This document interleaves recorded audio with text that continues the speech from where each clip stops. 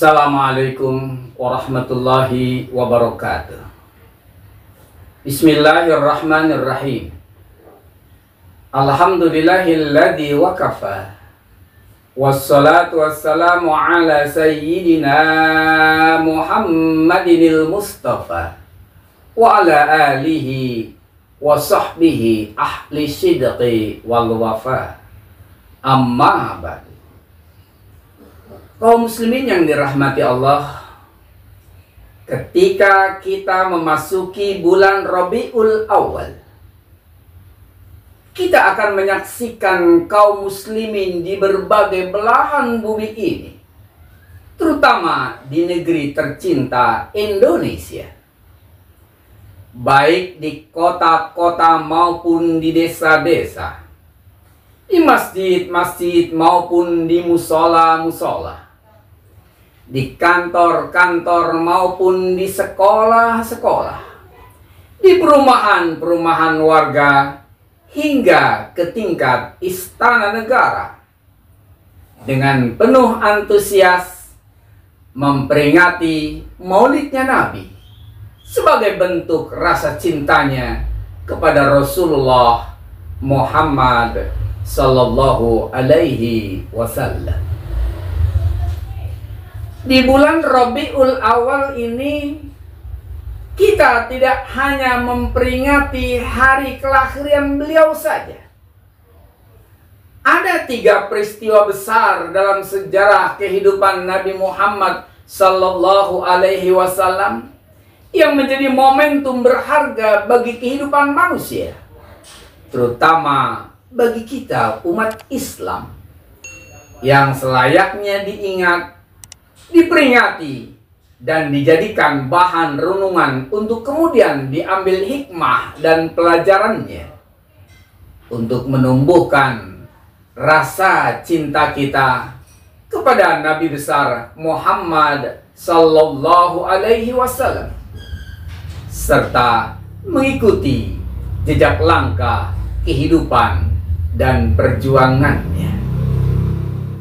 Ketiga peristiwa yang terjadi di bulan Rabiul Awal ini adalah dilahirkannya Nabi, hijrahnya Nabi dari kota Mekah ke kota Madinah, dan sekaligus sebagai bulan wafatnya Rasulullah Muhammad Sallallahu Alaihi Wasallam.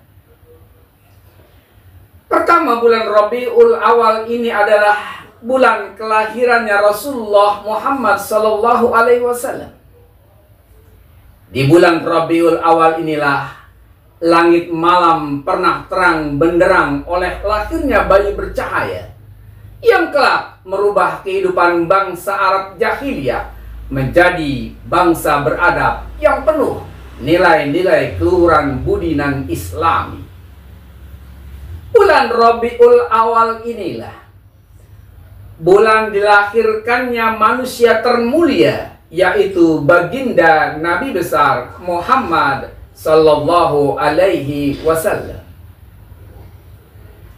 Sebelum Nabi Muhammad Sallallahu Alaihi Wasallam dilahirkan, kehidupan masyarakat Mekah dikenal dengan zaman jahiliyah, zaman kebodohan. Dengan kelahiran beliau, kondisi masyarakat berubah menjadi masyarakat tauhid, penegak kebenaran, serta berkepribadian yang luhur di bawah naungan syariat Islam. Masyarakat dikembalikan pada nilai-nilai kemanusiaan yang saling membutuhkan, saling tolong-menolong, dan saling hormat menghormati, serta saling cinta mencintai. Rasulullah Muhammad Sallallahu Alaihi Wasallam bersabda, "La yu'minu ahadakum hatta yuhibbu li akhihi ma yuhibbu li nafsihi." Tidak sempurna keimanan seseorang sehingga mereka mencintai saudaranya sebagaimana ia mencintai dirinya sendiri. Hadis riwayat Bukhari. Peristiwa yang kedua yang terjadi di bulan Rabiul Awal ini adalah bulan di mana terjadinya hijrahnya Rasulullah Muhammad sallallahu alaihi wasallam dari kota Mekah ke kota Madinah. Peristiwa hijrahnya Nabi dari kota Mekah ke Madinah bukanlah suatu kejadian pemimpin lari meninggalkan medan perang.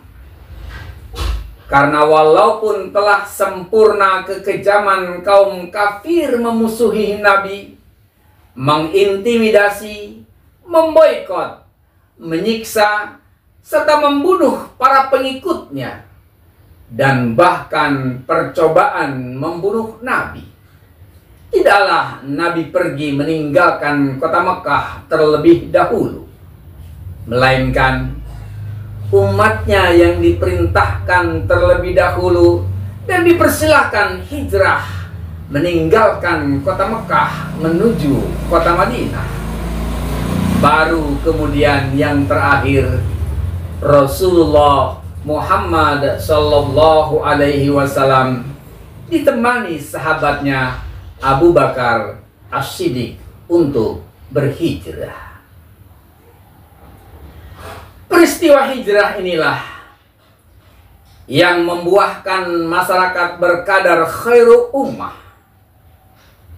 membuat tidak berdayanya kaum kafir dan tidak berkutiknya kaum munafik.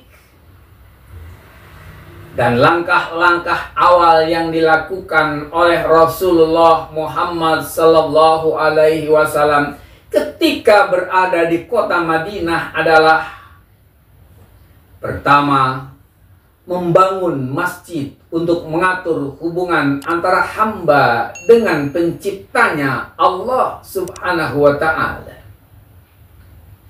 sebagai tempat pertemuan kaum muslimin, tempat pengajaran hukum-hukum Islam, dan penyelenggaraan berbagai majelis dan musyawarah, serta berbagai kepentingan masyarakat lain. Kedua, mempersaudarakan antara kaum muhajirin dan ansor dalam rangka mengokohkan hubungan di antara anggota masyarakat muslim dan menghilangkan perasaan keterasingan di kalangan kaum muhajirin. Yang ketiga, mengukuhkan perjanjian dalam rangka menghilangkan kedengkian di antara kaum muslimin serta menghapus permusuhan di antara mereka yang pernah terjadi di masa-masa jahiliyah. Dan dari kota Madinah inilah dimulai babak baru kehidupan umat Islam menuju kemenangan dan kejayaan. Peristiwa yang ketiga yang terjadi di bulan Rabiul Awal ini adalah wafatnya Rasulullah Muhammad sallallahu alaihi wasallam. Sekitar 3 bulan sepulang dari menunaikan ibadah haji wada, Rasulullah Muhammad sallallahu alaihi wasallam jatuh sakit yang cukup serius.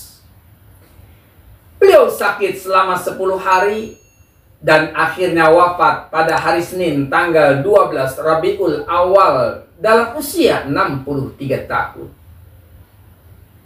Rasulullah Muhammad sallallahu alaihi wasallam menghembuskan napasnya yang terakhir dengan tenang di atas pangkuan Ummul Mukminin Aisyah radhiyallahu anha pada hari Senin tanggal 12 Rabiul Awal tahun ke-13 Hijriah dalam usia 63 tahun, dan dimakamkan di rumah Ummul Mukminin Aisyah radhiyallahu anha di Madinah Al-Munawwarah.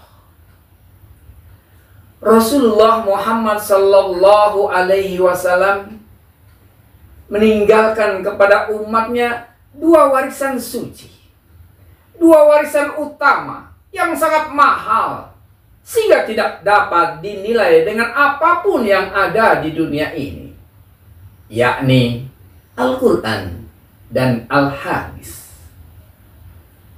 Sebagaimana Rasulullah Muhammad sallallahu alaihi wasallam sabdakan, taraktu fikum amroini ma in tamassaktum bihima lan tadilu abadan, kitab Allah wa sunnatur Rasul.